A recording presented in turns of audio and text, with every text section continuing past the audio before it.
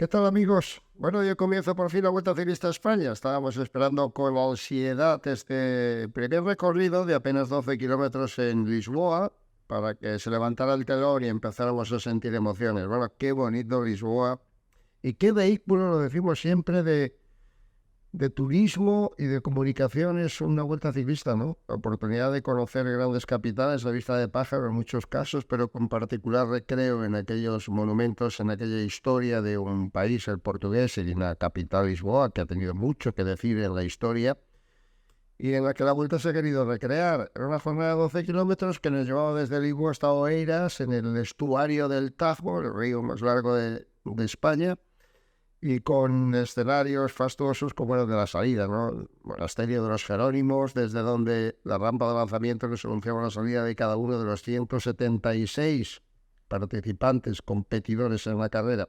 Ha ganado un americano de Phoenix, Brendan McNulty. Ganó un americano el año pasado de Durango, ganó la Vuelta. Fue el último maillot de rojo, en la Castellana, en Madrid. Así que hemos empezado en Lisboa, como hace 27 años, con otro americano dominando la prueba. Y no voy a decir que sin sorpresa, porque los pronósticos apuntaban a un corredor a quien tal vez le hemos metido demasiada presión. Con 20 años no se puede decir que sea el súper favorito, pero es verdad que lo había hecho tan bien en las pruebas precedentes que se había quedado a tan solo 2 segundos y por una avería, ¿no? Cuando los Juegos Olímpicos, a 2 segundos del bronce y a 2 segundos para haberle arrebatado también a Pipo Gara la plata, ¿no? Estoy hablando de Joshua Tarling, que se ha quedado con las ganas del triunfo, como se quedó también Eduardo Affini, porque aunque nunca se puede ver de que ha sido una corona disputada, porque salen de uno en uno y cada uno lo hace lo mejor que puede, es verdad que para el espectador ha tenido esas alternativas, ¿no? Primero ir viendo cómo salían corredores importantes, el caso de Rick Mas al principio de la prueba, luego todo un Ecuador en el que iban apareciendo las figuras o los aspirantes a la victoria final y en el último tramo los especialistas, pero también algunos equipos con poderío habían puesto especialistas al principio. El caso de Eduardo Affini, el italiano, que hace 5 años que no ganaba una carrera, una crono, que ganó el Tour de Gran Bretaña, pero que estuvo durante mucho tiempo en la silla eléctrica, ¿no? Como se denomina la poltrona a la que esperan los mejores tiempos hasta que otro lo bate. Y la verdad es que Affini es un magnífico contrarrelojista y estuvo como acariciando la victoria cuando vio que Tarling, el británico, 20 años tan solo, un contrarrelojista excepcional, por centésimas de segundo no mejoraba su tiempo. Y ya empezamos a pensar en la posibilidad de que Affini pudiera ser el ganador. Repito, un muy buen contrarrelojista, un excelente rodador, pero un corredor, digamos que sin el empaque o sin la alcurnia necesaria como para ser investido primer maillot de rojo. A ver, cada uno lo que gane y lo que merezca, ¿no? Pero a priori, de cada una imagen de la Vuelta, había que esperar, lógicamente, la comparecencia de Robles, de Wout van Aert, y en menor medida de Brendan McNulty, que ha sido el ganador al final. Digo en menor medida porque a la hora de la verdad su equipo le había situado el último, lo que quería decir que tenía más expectativas en él probablemente que en el propio Joao Almeida, que no era un favorito para la etapa, así destacado, pero que era un hombre que le podía sacar un rédito importante porque es un excelente contrarrelojista, corría en casa, la motivación, y es un poco lo que hemos ido viendo, ¿no?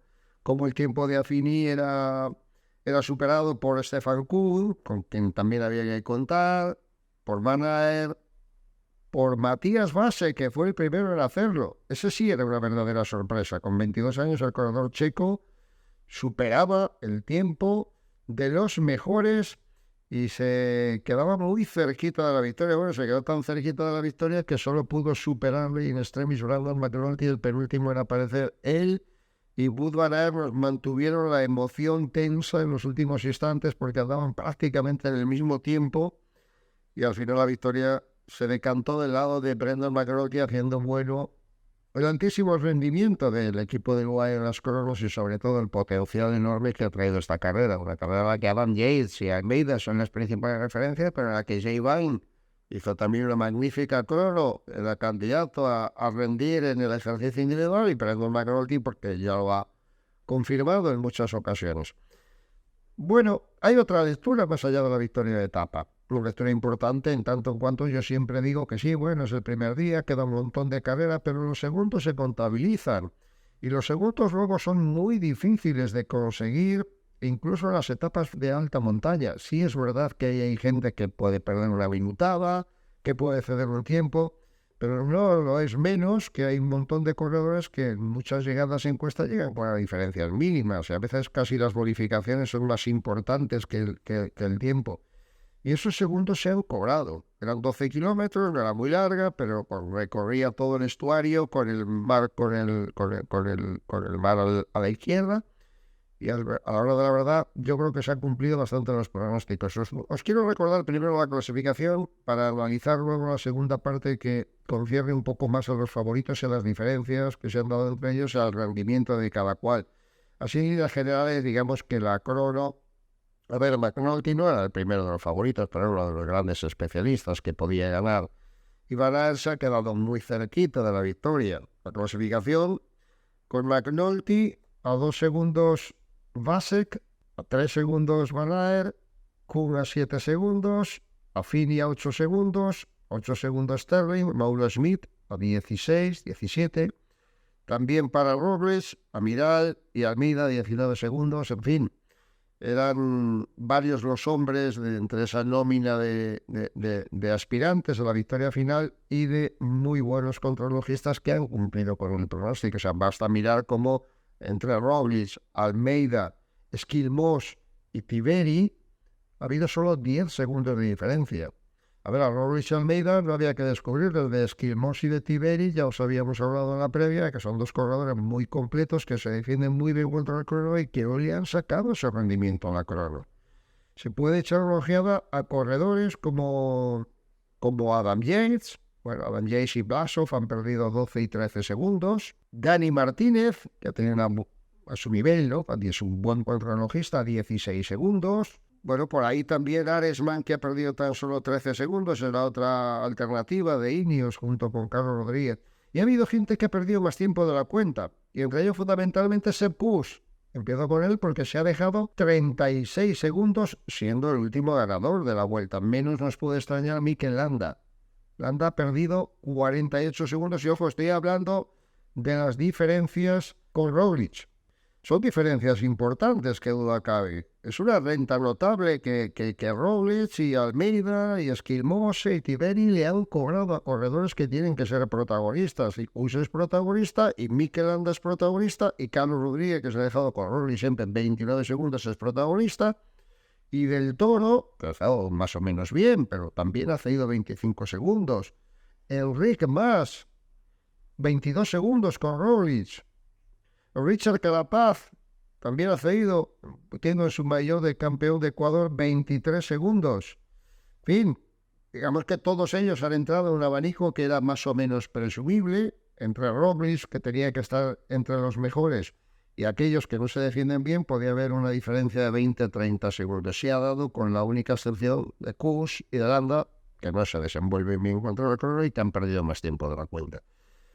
La lectura es esa, que quedan 20 días por delante, que habrá 1000 batallas por descubrir, que la carrera está enormemente abierta, pero eso es literatura, eso es teoría. Los datos, los números, que son los que dan las victorias o las derrotas al final, ya te van marcando unas diferencias importantes.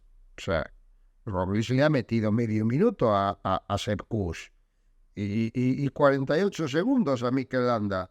Estamos hablando de dos corredores que están llevados a pelear por lo menos por el podio, ¿verdad?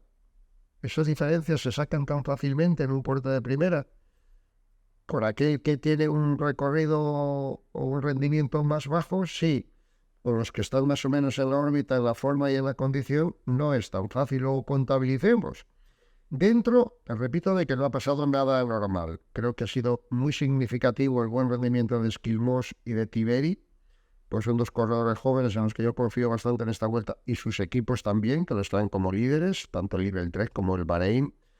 Los demás, también he contabilizado por ahí a Max Poole, el corredor del DSM, tiene un buen rendimiento, 20 segundos, de Primoz, bueno, más o menos en la pomada también de otros corredores importantes, ¿no? Bueno, yo no le hago mayor lectura que, insisto, contabilizar, porque deducir de aquí cuál es el estado de forma de cada uno, pues no. Me da la sensación de que todos han estado más o menos, los favoritos, a un nivel que cabía esperar. Y que a partir de ahí, esa renta cuenta nada más. Esa renta cuenta. Tendremos que esperar a que venga la jornada cuarta, que es la que nos adentra ya en Extremadura, en el Pico Villortas, que es un puerto de primera categoría y donde posiblemente alguno ya vaya ofreciendo debilidad o algún otro se muestre más exultante, ¿no? Pero la conclusión es la misma que al principio, que aquí hay dos escuadrones muy poderosos, el UAE, que lo ha ratificado porque siempre rinde muy bien contra el crono, y el propio Red Bull, que con Roglic, con Dani Martínez, con Blasov, con Lipovic, el cuarto hombre del equipo que ha tenido también una gran actuación, el alemán, pues es un escuadrón que está por encima, creo yo, del nivel del Bisma. A Kuss le toca defenderse ante estos dos escuadrones con un equipo que tampoco es menor, ¿eh? Cuidado. Puy de Brooks es una segunda alternativa. Van Aert va a aspirar a conseguir el maillot rojo de líder, porque mañana tenemos la segunda etapa. Y no es una etapa siempre por territorio portugués demasiado dura, pero tampoco es una etapa en la que se pueda asegurar la volata. A ver, no está descartada, ni mucho menos. Va a haber una volata muy numerosa, pero hay muy pocos velocistas en carrera. ¿Qué quiere decir esto? Pues que a ver qué equipos sujetan las riendas, ¿no? En ese trazado, que tiene su dificultad, sobre todo en la última parte, y en la que a lo mejor más de un equipo va a intentar forzar. Hay un sprinter, puro, un sprinter, Kevin Groves, nada más. Yo creo que para un equipo solo controlar una carrera con un perfil accidentado y complicado es muy poco. Van Aert va con el cuchillo entre los dientes porque se sabe capaz de ganar un sprint al grupo entero, pero mejor incluso si hay una selección, ¿no?, de corredores. Esa es un poco la expectativa de mañana. Decimos siempre que en esta vuelta hay una etapa, solo una etapa sobre el perfil llana, con la que teóricamente está asegurado el sprint masivo. Eso no quiere decir que no vaya a haber sprint. Mañana y pasado va a haber sprint, estoy prácticamente convencido, no es algo sorpresa mayúscula, pero a lo mejor el sprint es más reducido el grupo y sobre todo en ese sprint está abierta la opción de muchos corredores. Y creo que aquí Van Aert tiene, junto a su equipo, una oportunidad maravillosa de en este caso concreto, rematarle a Brendan McNulty y ese maillot rojo que el norteamericano ha conseguido en esta primera etapa. Tenemos 2 jornadas en Portugal, vamos a disfrutarlas, será bonito, el ambiente es espléndido en el país lusitano, hoy con Almeida, con Oliveira, con Rui Costa, con otros representantes, pero sobre todo con un sabor a ciclismo que se destila en este recorrido. Esta segunda etapa sale de la muy turística localidad costera de Cascais y seguro que nos va a brindar un bonito espectáculo desde las 2:30 de la tarde. Lo tenéis en Eurosport siempre. Y a la conclusión haremos el análisis y el balance de la jornada. Gracias por acompañarnos en este largo recorrido, apasionante escenario que nos queda por delante. Sobre rueda voy, bajo un sol español.